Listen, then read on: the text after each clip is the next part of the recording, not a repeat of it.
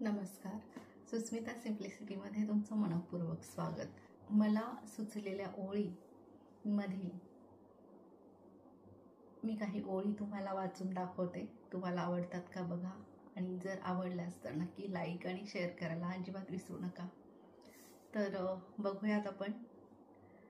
असो माणसा कितीही, असो माणसा कितीही दुःख वाट्याला तुझ्या, असो माणसा कितीही दुःख वाट्याला तुझ्या, स्वतःवर विश्वास ठेव, स्वतःवर विश्वास ठेव, परमेश्वरावर आणि तुझ्या कर्मावर विश्वास ठेव, परमेश्वरावर आणि तुझ्या कर्मावर विश्वास ठेव.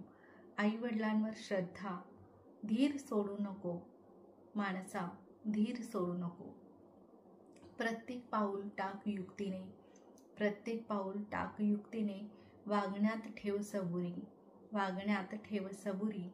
स्वतःच्या डोळ्यांवर आणि अंतर्मनातल्या आवाजाकडे लक्ष दे युक्तिपूर्वक, स्वतःच्या डोळ्यांवर आणि अंतर्मनातल्या आवाजाकडे लक्ष दे युक्तिपूर्वक. जगण्याची कला शिकून घे, जगण्याची कला शिकून घे. जवळची नाती कितीही दुरावली तरी तू मात्र खचून जाऊ नको माणसा. येते अशी परिस्थिती तेव्हा बघ एखाद्या विशाल पिंपळ वृक्षाकडे. ऊन वारा पाऊस वृक्षतोड सहज पेलण्याची ताकद असते त्याच्यात. बघ आकाशाकडे काही क्षणासाठी. येतात काळे ढग पण त्याच्या निरभ्रपणाला धक्काही लागलेला नसतो, त्याच्या निरभ्रपणाला धक्काही लागलेला नसतो. बघ सूर्याकडे.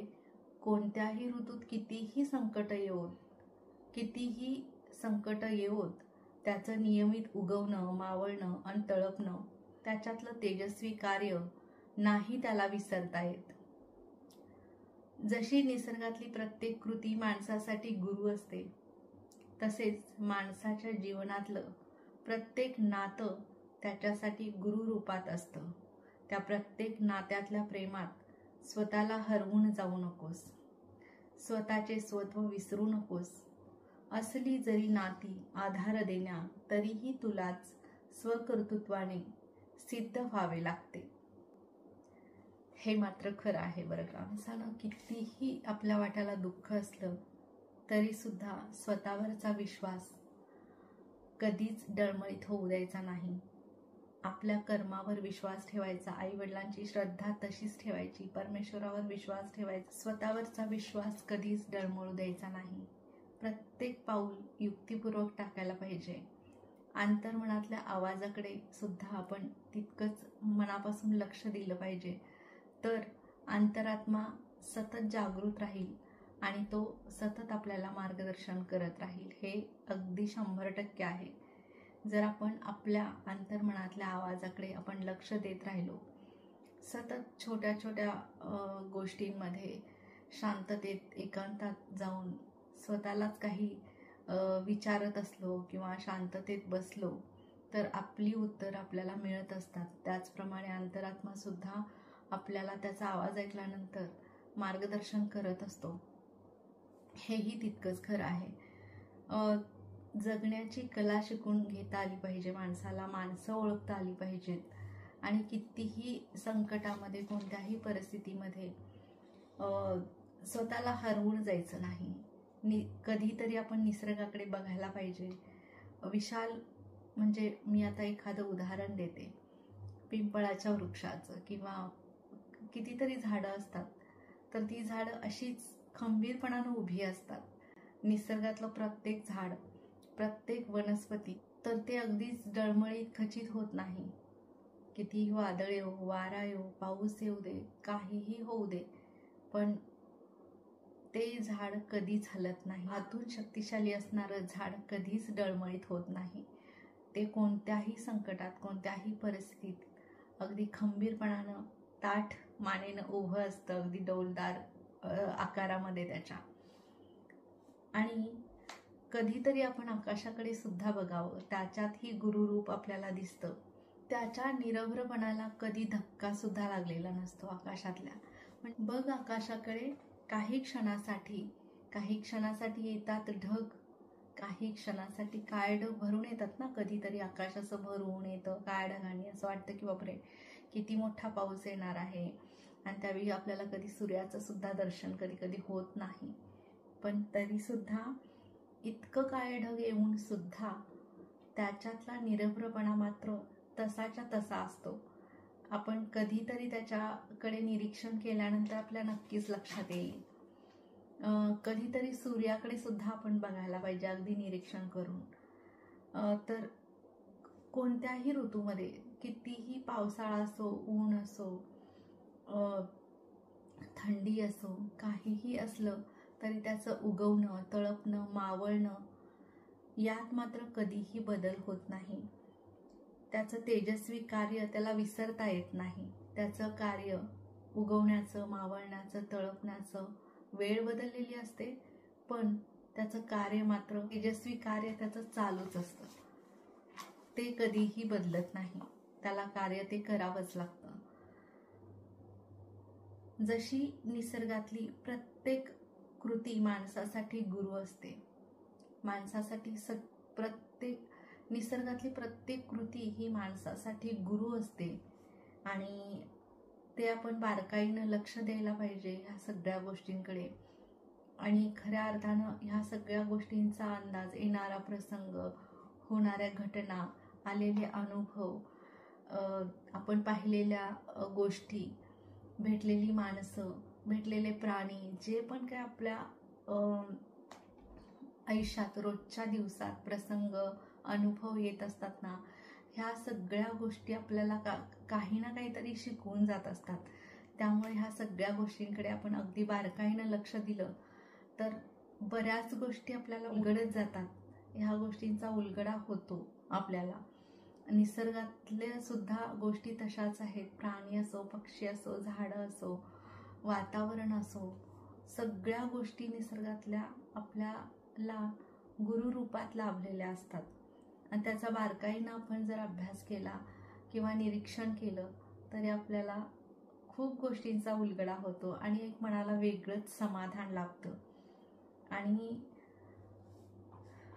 माणसाच्या जीवनात प्रत्येक नातं सुद्धा त्याच्या आयुष्यात एक गुरुरूपच असतं. प्रत्येक नातं, भेटलेलं आपल्याला, जोडलेली नाती, लाभलेले मित्रमंडळी, परमेश्वराच्या आशीर्वादानं आधीच लाभलेली आपल्याला नाती जी असतात ती गुरुरूपातच असतात. प्रत्येकाचा स्वभाव वेगळा असतो, प्रत्येकाचं वागणं, बोलणं सगळं वेगळं असतं आणि ते आपल्याशी ज्या पद्धतीनं वागत असतात, ज्या पद्धतीनं बोलत असतात, ते आपल्याला काही ना काहीतरी संकेतच असतो तो ईश्वराचा. तो मात्र संकेत आपल्याला ओळखता आला पाहिजे. आणि ह्या सगळ्या गोष्टींमध्ये सुद्धा, नात्यातल्या प्रेमामध्ये सुद्धा हरवून जाऊ नकोस. तुझं स्वतःचं अस्तित्व जरी असली नाती जरी आपल्याला आधार देण्यासाठी असले तरी सुद्धा तुला तुझ्या कर्तृत्वानंच सिद्ध व्हावं लागतं. प्रत्येक व्यक्तीला आपापल्या स्वतःच्या कर्तृत्वानं, स्वतःचं कार्याने सिद्ध व्हावं लागतं. आणि जर कोणामध्ये आपण गुरफटून राहिलो तर आपण कधीच यशस्वी होत नाही स्वतःच्या कार्यामध्ये. तर आपण वेळीच सावध होऊन, अंतरात्म्यातला आवाज ऐकून, स्वतःच्या कार्य आणि स्वतःचं अंतरात्म्याचं आवाज ऐकून आणि स्वतःच्या सद्बुद्धीनं, शांततेत राहून, योग्य मार्गावर चालून, योग्य निर्णय घेऊन आपण स्वतःला सिद्ध करण्यासाठी नक्कीच प्रयत्न करायला पाहिजे. कारण स्वजागृती, स्वकर्तृत्व सुद्धा खूप महत्त्वाच्या गोष्टी आहेत. आणि प्रत्येक गोष्टीमध्ये वावरताना, वागताना आजूबाजूचा विचार करून सगळ्या गोष्टी योग्य पद्धतीनं आपल्या आयुष्यात घडाव्यात असं जर वाटत असेल तर आपण जाणीवपूर्वक जागृत राहिलो पाहिजे सगळ्या बाबतीत. आणि स्वकर्तृत्वानं आपण सिद्धसुद्धा झालो पाहिजे, गुरफटून न राहता. आणि ह्या सगळ्या गोष्टी आपल्याला परमेश्वरानं दिलेल्या आहेत, निसर्गातल्या दिलेल्या आहेत, माणसातल्या दिलेल्या आहेत, नात्यातल्या दिलेल्या आहेत. हे सगळं विश्व संपूर्ण आपल्यासाठी गुरुरूप असतं. आणि त्या गुरुरूपातल्या काही गोष्टी अशा असतात ना की त्याच्याकडे पाहिल्यानंतर, त्याचा बारकाईनं आपण निरीक्षण केल्यानंतर छोट्या छोट्या गोष्टी आपल्याला कळत जातात आणि आपलं आयुष्यसुद्धा कसं आहे ते सुद्धा कळत जातं. म्हणून स्वतःकडेही लक्ष द्या आणि आजूबाजूला घडणाऱ्या घटना असतात आणि प्रत्येक नातं असतं तेही आपल्याला काही ना काहीतरी शिकवून जातं. निसर्ग असतो, वातावरण असतं, प्रत्येक गोष्ट आपल्याला काही ना काहीतरी शिकवत असते. म्हणून प्रत्येक गोष्टीचा आनंद घेण्याचा नक्की प्रयत्न करा. स्वजागृत राहा, स्वकर्तृत्वात राहा, सद्बुद्धीनं वागा, योग्य निर्णय घ्या आणि आयुष्यामध्ये तुमचं आयुष्य निरोगी सुंदर जीवन घडवा आणि स्वतःचं आयुष्य हे अत्यंत सुंदर बनवता येतं ह्या सगळ्या गोष्टींकडे लक्ष दिल्यामुळे आणि सतत सतर्क राहिल्यामुळे सगळ्या बाबतीत आपलं निरोगी आयुष्य जगता येतं आणि सद्बुद्धीनं वागता येतं, योग्य निर्णय घेता येतात आणि जरी काही गोष्टी चुकत असल्या तरी त्यात समाधान कसं मानायचं, आनंद कसा मानायचा हे आपण निसर्गातल्या बऱ्याच गोष्टींकडून आपण शिकत असतो, आईवडिलांच्या संस्कारातून शिकत असतो. तर ह्या सगळ्या गोष्टी आपण बारकाईनं बघितल्या तर आपल्याला नक्कीच ह्या गोष्टींचा उलगडा होत राहतो आणि त्यामुळं आपलं जीवन अधिकच सुंदर होतं. नमस्कार.